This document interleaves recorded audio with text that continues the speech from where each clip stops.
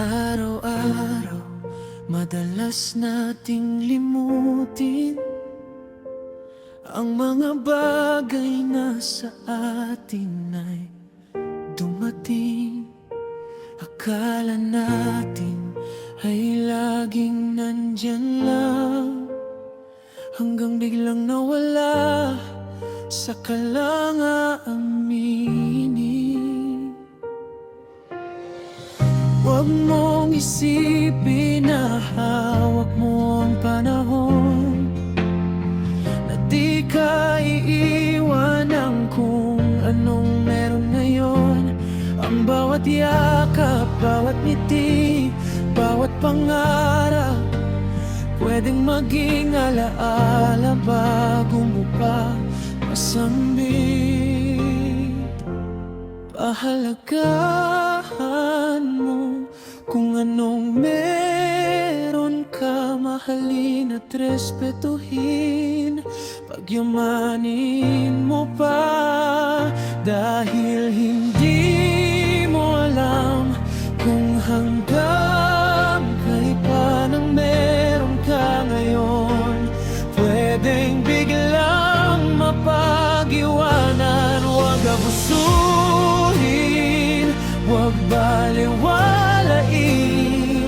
ang mga biyayang hindi mo pa napapansin. Kasi pag huli ng lahat ng luha at pagsisisi, saka mo sasabihin, sana minahal ko na noon. Hindi na uuna ang pagsisisi. Maraming oras na sinayang sa pagdadaing, sa halip na alagaan ng nasa piling.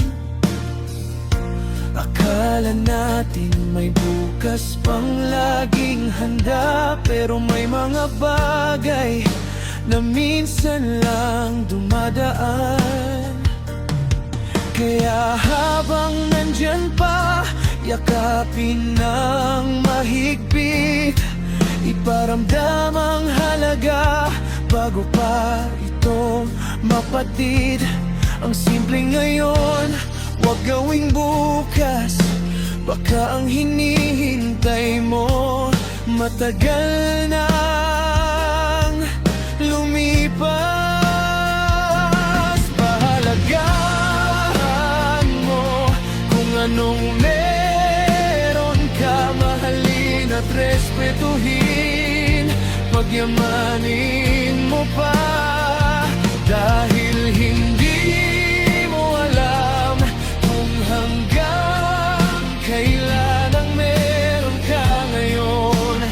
Pwedeng biglang mapag-iwanan. Huwag abusuhin, huwag baliwalain ang mga biyayang hindi mo pa napapansin. Kasi pag huli ng lahat ng luha at pagsisisi, saka mo sasabihin, sana minahal ko na noon. Hindi na uuna ang pagsisisi. Kung meron ka pa, yakapin mo na. Kung mahalaga, iparamdam mo na. Dahil ang huli, masakit na katotohanan ng pagsisisi, dumarating pag wala ng lahat. Pahalagahan mo kung anong meron ka, mahalin at respetuhin. Pagyamanin mo pa, dahil hindi mo alam kung hanggang kailan ang meron ka ngayon. Pwedeng biglang mapag-iwanan. Huwag abusuhin, huwag baliwalain ang mga biyayang hindi mo pa